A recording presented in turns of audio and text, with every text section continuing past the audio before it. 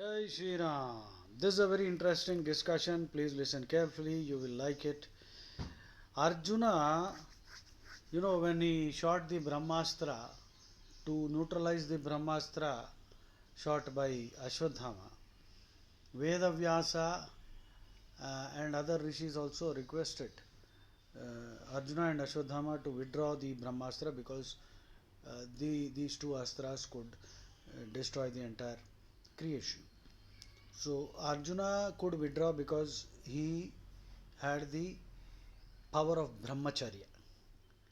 Ashwadhama could not withdraw because he did not have the power of brahmacharya. If you know this much, the question that should arise in your mind is Arjuna had 4 wives, and how is it that he was practicing brahmacharya? And Ashwadhama, who never married, did not have brahmacharya. So, because brahmacharya is commonly known as celibacy, that means not marrying, no sex at all. But is that the true meaning of brahmacharya?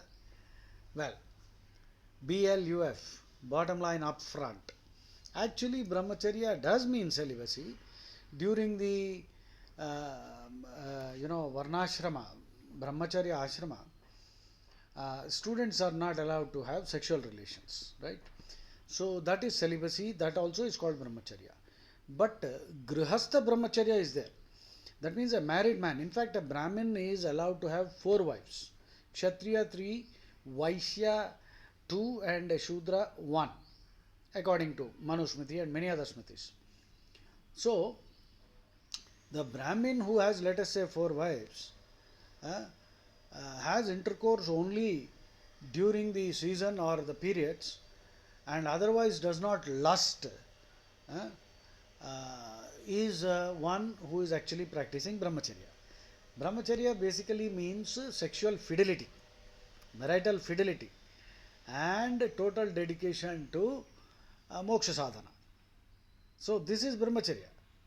So Arjuna had 4 wives, but still he had the tejas of brahmacharya, whereas Ashwadhama didn't marry, but he had no tejas, no power of brahmacharya, because his mind was saturated with hatred, anger, and he had no control over his anger basically, right?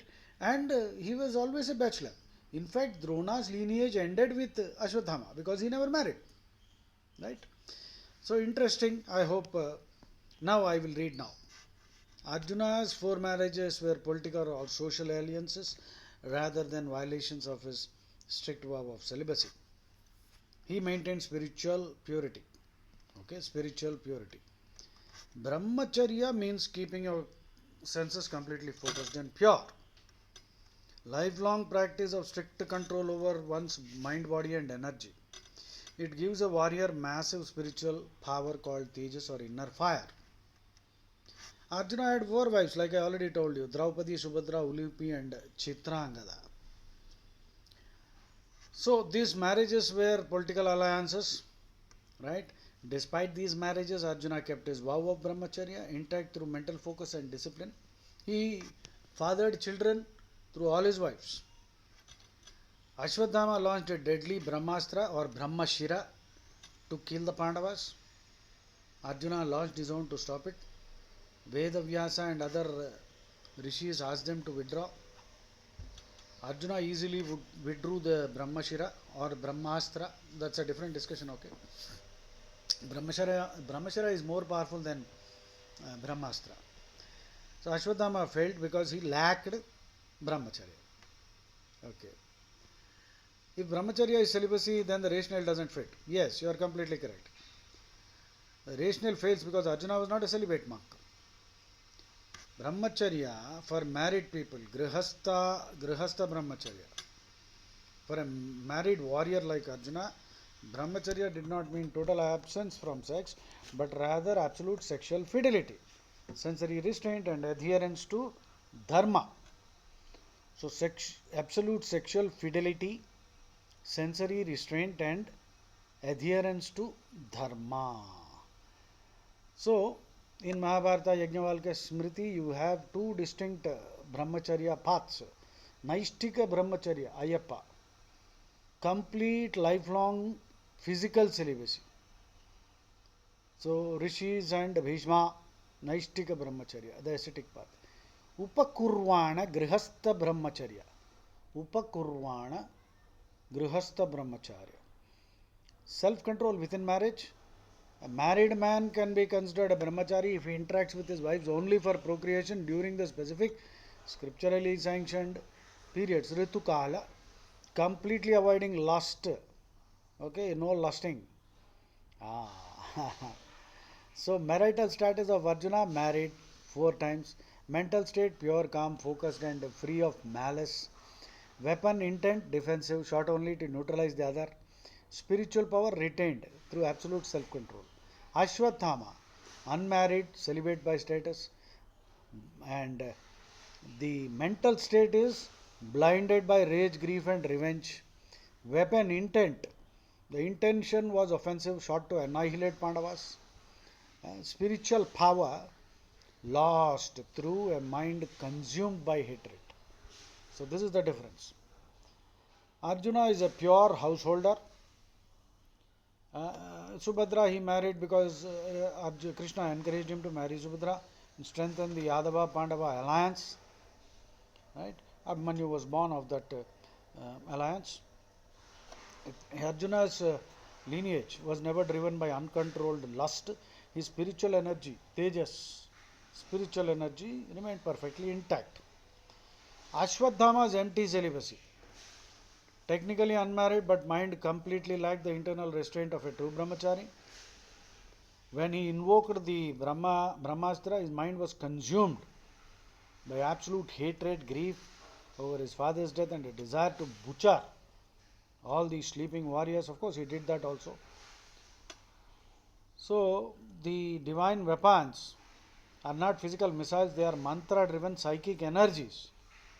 So, for the psychic energy, this missile cannot be withdrawn or launched unless one has that purity. Okay. Now, listen to this discussion.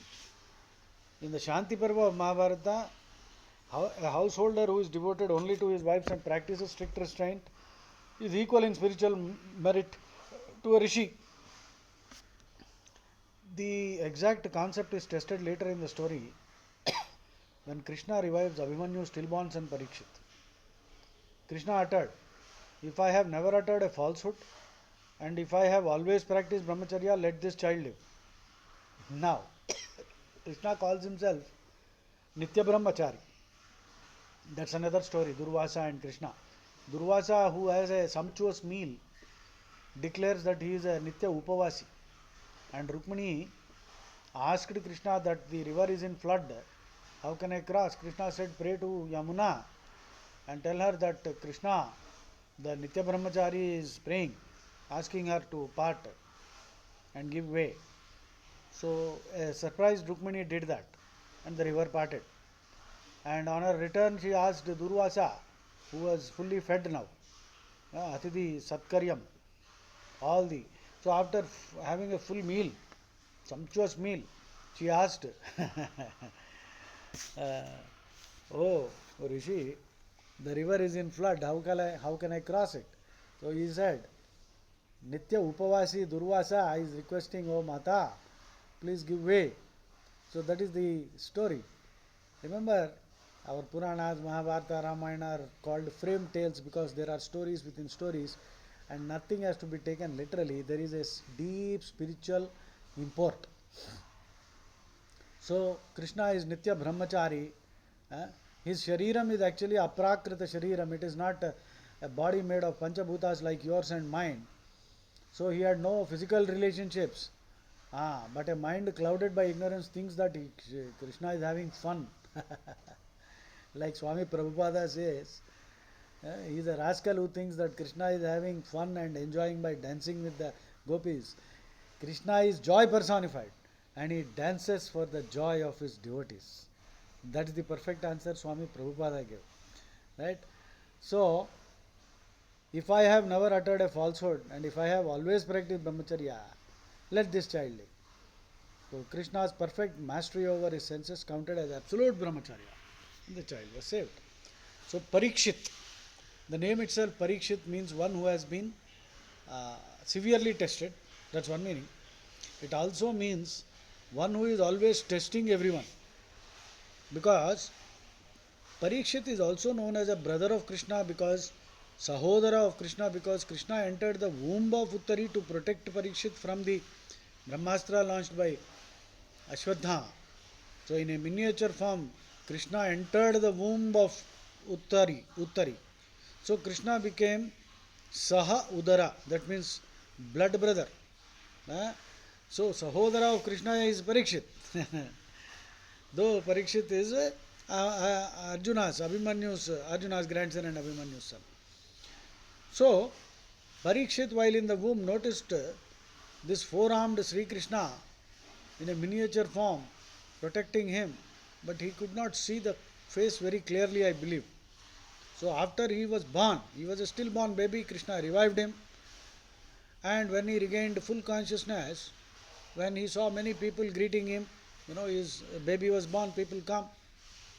So he was peering intently into everyone's face, because he wanted to recognize, he wanted to see, is this the same person who saved me when I was in the womb? So because he looked at everyone with that peering look, peering intently into everyone's eyes, so he was named Parikshit. He was Parikshaga Chustunnadu.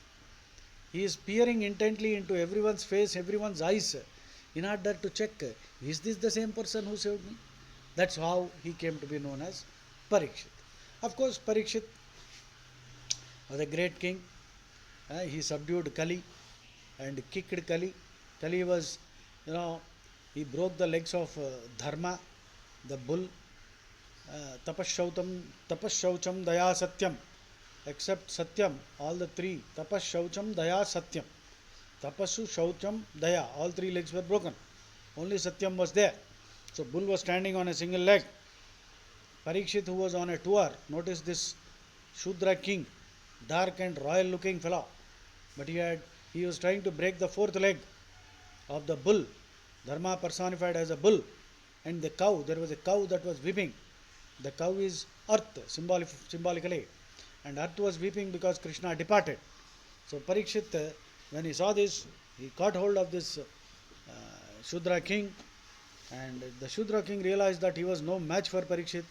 So he fell at Parikshit's feet. And Parikshit said, okay, I will not kill you, but you will be banished. So Parikshit sent him to these places. You can remember them using a mnemonic. Abbatua, A, B, bars, brothels, casinos and mafia. So A, B, B, C, M. Okay. Parikshit told Kali, these are the places you can be. One is Abbatua, slaughterhouses. So if you are eating meat, the prabhavam of Kali prabhavam will enter your body and you will suffer. Stop eating meat. So slaughterhouses, Abbatua, Abbattoir. The French origin word Abbatua means slaughterhouse. So Kali resides in the slaughterhouses, butchery shops. So every Sunday, many foolish Hindus on Sunday, in fact on no day, and Sunday is supposed to be entirely dedicated for dharmic activity, on that day they are eating, and that too at that halal shop. Chalo. Abbatua. B is bars, alcohol, and the next B is brothels. I don't have to explain that. C is casino, gambling, and M, mafia. That means people who steal wealth, gold. So I modified it so that it's easier for us to remember. Abbatua, bars, brothels, casino and mafia. So this is where Kali resides. So if you enter these places, Kali will catch hold of you. I hope you enjoyed the entire discussion. Jai Shri Ram.